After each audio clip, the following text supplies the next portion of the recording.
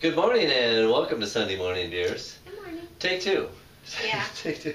There was an incident. There was an exploding incident. It was kind of a shame. We wanted to show you the opening of the beer that we were gonna, because this is really cool. You know, Sam Adams over the years has taken a lot of abuse from the beer Nazis, the beer geeks, so on and so forth. You know, originally people said, well, they don't actually have a brewery, so they're not really a craft brewer. Then Budweiser, Anheuser-Busch did that huge paid commercial on Dateline NBC. Don't know if you remember that. It was very famous. I'm sure you can find that on YouTube, where they blasted Sam Adams. Then Sam Adams made that huge mistake where they, you know, basically paid people to say that they were voted the best beer in America, which they put on their bottles and packaging for a long time. Then, of course, they created one of the worst beers ever in history, Sam Adams Cherry Wheat, which is actually still out there in the market. Yeah, it's not so bad when you mix it with Guinness, make black and cherry or something. Yeah, well, I wouldn't know about that, but they still do a lot. They've always done a lot of really just Sam Adams, you know, Boston Lager. You know, is always a good beer. Their beers, you know, they've done some really cool stuff. And as time goes on and they've gotten bigger and bigger, they've kind of branched out doing even more cool stuff. They did of course they do, I think actually they do it every year. They do a little home brew contest amongst their employees, and they, you know, put the 6-pack of that out there. Then they did the recreation of the old recipes. Remember we tried those? Yeah. And then of course, who could forget Sam Adams Triple Bock? Sam Adams Millennium. I'm gonna tell you what, any brewery that's gonna sell a beer for $200. We still have a bottle. We still have a bottle of that in the basement. We're saving for our 5-year wedding anniversary coming up. But you know, you got to give somebody credit for stuff like that. And now they came out with this new thing here. We're really excited about it. This is, I believe there's 3 of these really cool bottles. This particular one right here was a birthday gift from Pete. Thanks, Pete. This one here is Stony Brook Red, and all of the ones like this have this bottle, and they have the cork and the cap, and that was the incident. Was the cork incident was one of our pets almost lost an eye. Not Lily, she was over here. Not Lily, she was safe. But this one here is Stony Brook Red, which it says it's a unique Belgian-style red with a hint of tart fruit and toasted oat character. It's 9% ABV. And then it has this little thing around there. It's always cool with the little string and a little book on there. And it says, in our barrel room we created Cosmic Mother Funk, an ale aged in large oak tons that's blended to varying degrees in each of these beers to add a unique spicy, fruity, and complex character. So that's, I think, what they mean by each of these beers is the ones that are in this here, which we have the other ones downstairs in the beer cellar. This is the first one to try. Here it is. Cheers, Tracy. As you can see, it's a reddish color.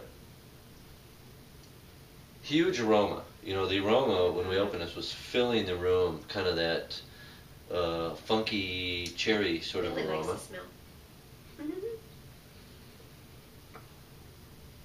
It's tart. It's got a little bit of funk to it. Definitely some cherry flavor in there. Yeah. Some caramel flavor. Nice. It reminds me very, very loosely of one of my favorite beers, which is La Roja by Jolly Pumpkin. It's not as rich or as oaky as La Roja, but it's tasty. but this is darn good. You know, pretty good for a brewery doing 2 million barrels a year. And not too badly priced. I don't know how much this one was because it was a gift, but we did buy the other ones. And I don't think that it was too bad for that size of a bottle. So. No, it's reasonable. I think that's why we bought the other 2, because they were pretty reasonable. Very, very good. I like it a lot. I highly recommend it. I'm looking forward to trying the other ones of this. So, speaking of exploding beers, we talked about the cap exploding out of there. Had an interesting thing. You know, with cask conditioned beers, there's always, you know, there's always something exciting could happen with that. The cask could explode before it ever gets served. The cask could explode when people tap it, which has happened quite a few times at 4th Street Brewery. Actually, the cask exploding before it ever gets served has happened a bunch of times at 4th Street Brewery. Generally what happens is it's sitting back undergoing a second fermentation in the brewery, and it explodes relatively quietly, and we're usually prepared for that, where it's facing kind of, so it's going to go in a drain. It's not too big of a deal. Yeah, you just have to hose down the floor. You just have to hose down the floor and the wall. Not too bad of a situation. But one time what happened was I actually carried the cask from the brewery, took it to put it in the cooler behind the bar, set it in there. A few seconds later, it exploded. Of course, forcing open the door of the cooler. There happened to be two people. It was very late at night. Two people in the brewery. They both got sprayed with beer. And then, of course, we lost all the beer. We had a huge mess to clean up. This past week, what happened on very late on Friday night, I put the cask in the cooler, and sometime, and it was still there when we left at 3 a.m., sometime between 3 a.m. and 11 a.m., the cask exploded. Same thing, shot open the door, beer everywhere.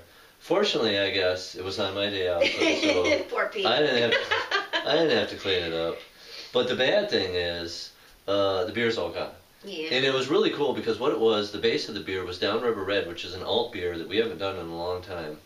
And to the cask, we added a chocolate mint herb. Homegrown. Homegrown from our garden. Chocolate mint herb, if you've never had it before, it's, there's several different types of mint. It's one of those types of mint.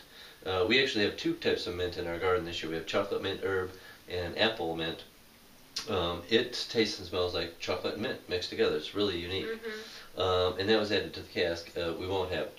So we're going to go to the, we have a procession of casks. We're going to go to the next cask down the line, which is going to be Downriver Red with coffee extract added to it, with which that is it's actual coffee beans brewed into an extract. Colombian coffee beans. Oh. So we'll see how that comes out. So that's what's going to be served instead of the, it was called German chocolate mint with alcohol. No more. Done. It's on the floor. All right. It's down the drain. It's down the drain. Some sewer rats got to try it. Yeah, they're like, I like and 4th Street Brewery. And that's about it. So that's what's going on this week at 4th Street Brewery. We got a lot of really cool things on the horizon. We have the fan club member party coming up on the 23rd. We have the Harvest Fest, 16th through the 18th.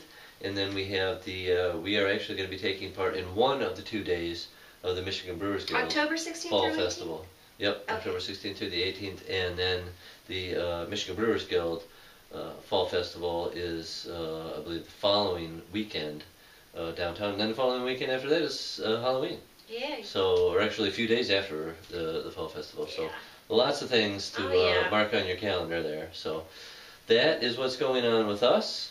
Actually, we will not be doing Sunday morning beers next week. No, we will be up in the UP. Visiting Mom. So perhaps maybe we'll do a late night Monday version of Sunday morning beers. Maybe we will. Or maybe we will do a version up in the UP. You never know.